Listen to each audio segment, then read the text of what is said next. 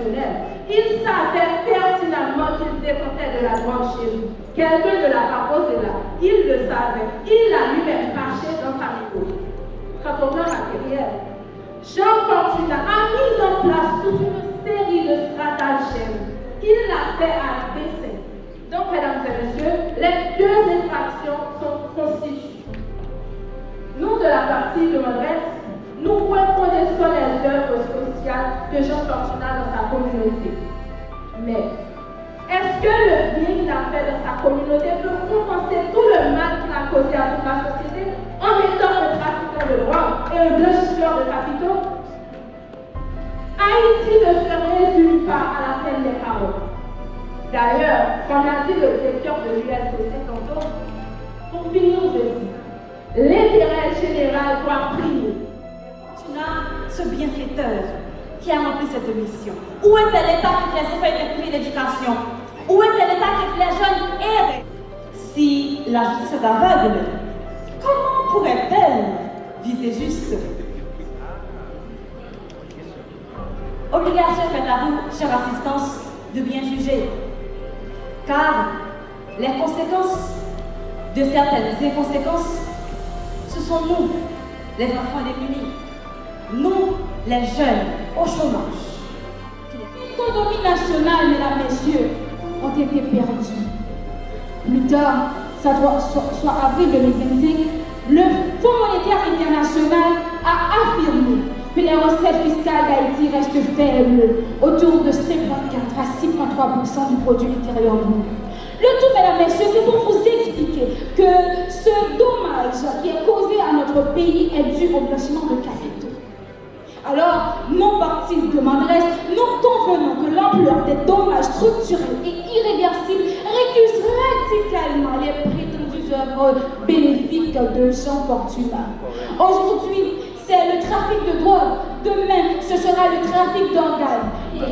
Personne n'est au-dessus de la loi. J'ai bien dit personne, pas même Jean Fortunat pour ses prétendues œuvres ponctuelles et artificielles. Les lois sont là et je veux les appliquer. Il nous a dit justement des chiffres de la FMI sans mentionner l'année. Laissez-moi vous dire qu'une étude sans année, c'est une étude qui n'existe pas. Et nous demandons votre jury, venez avec moi, Augustin Semblé. Maintenant, imaginez une école. Pas un simple bâtiment béton, non. Une école pleine d'enfants qui hier arpentaient encore les rues. Une école où l'on chante l'hymne national au lieu de fuir les balles. C'est ici l'œuvre de grands hommes, de d'entrepreneurs consciencieux qui, au lieu de fuir son pays, a préféré de faire jaillir la lumière de la dignité.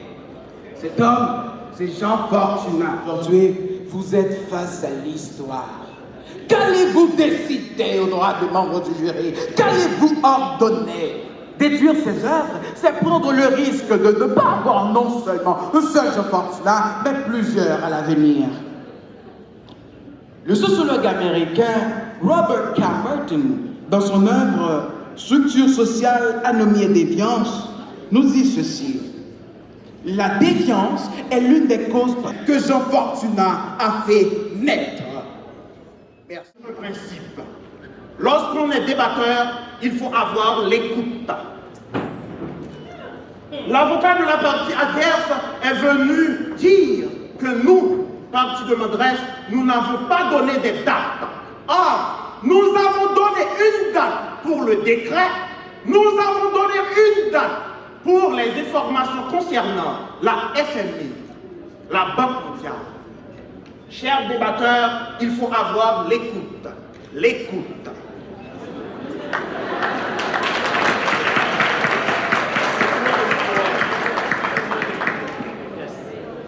Okay.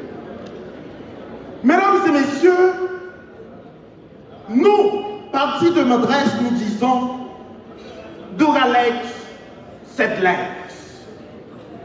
La loi est dure, mais c'est la loi.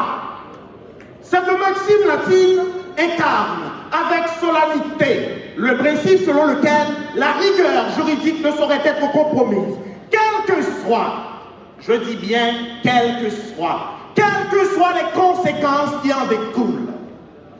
Ce principe, garant de l'égalité devant la loi, assure la prévisibilité et la stabilité indispensables au bon ordre de la société. Mesdames et messieurs, venez avec moi. Regardez à présent les faits. Considérons l'hypothèse où ces œuvres sociales seraient alimentées par des fonds d'origine illicite, qui puisaient des fonds de provenance du trafic de drogue.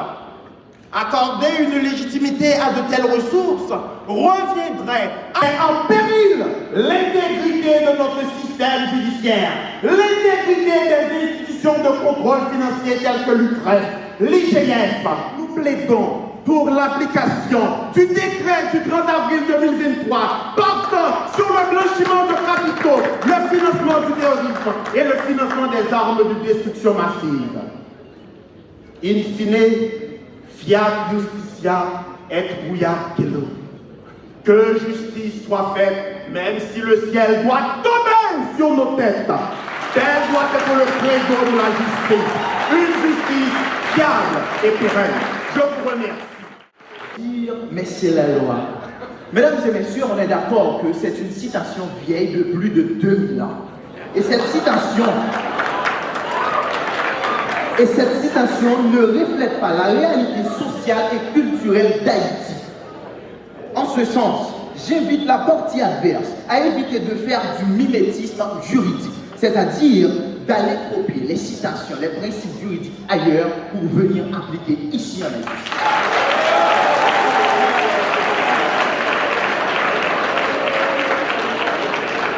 Mesdames et messieurs, ça, c'est de la paresse intellectuelle.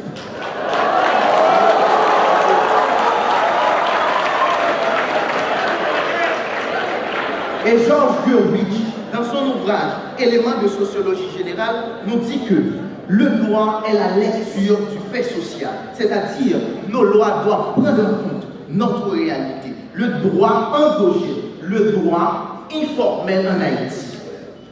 La partie adverse nous a dit que même si le ciel doit tomber, écoutez, chers parties adverses, les décisions de justice ne doivent pas laisser le ciel tomber sur la tête de son peuple.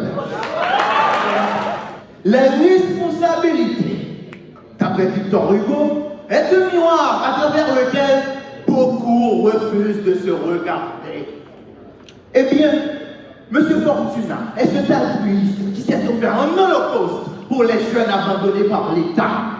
À travers ses actes, il les a inoculés contre le virus du banditisme. Il les a vaccinés contre le virus de la criminalité et de l'oisiveté. Il a injecté en eux le germe de l'espoir en un avenir certain. Vous voulez me condamner? D'accord. Mais dans quel but? On ne punit pas parce que le crime a été commis, mais plutôt on punit pour qu'il ne se reproduise plus. Ces hommes, un vertige, une carcasse, une masure en plein cœur de la cité de l'indépendance, mesdames et messieurs, laissant ainsi toutes ces personnes, toutes ces familles dans la pauvreté extrême. Mesdames et messieurs, à l'état actuel des choses, nous ne pouvons pas continuer à détruire le peu que nous avons dans le pays, mais plutôt nous devons nous inscrire dans une démarche de conservation et de construction. Et à ce moment, une solution intermédiaire s'impose. L'État, l'intellectuel avisé que vous êtes, le visionnaire. Ne laissez pas l'État détruire le faible reste que nous avons. Ne laissez pas l'État détruire les constructions. Où faut-il chercher une AIL, c'est-à-dire une application intelligente de la loi? Merci.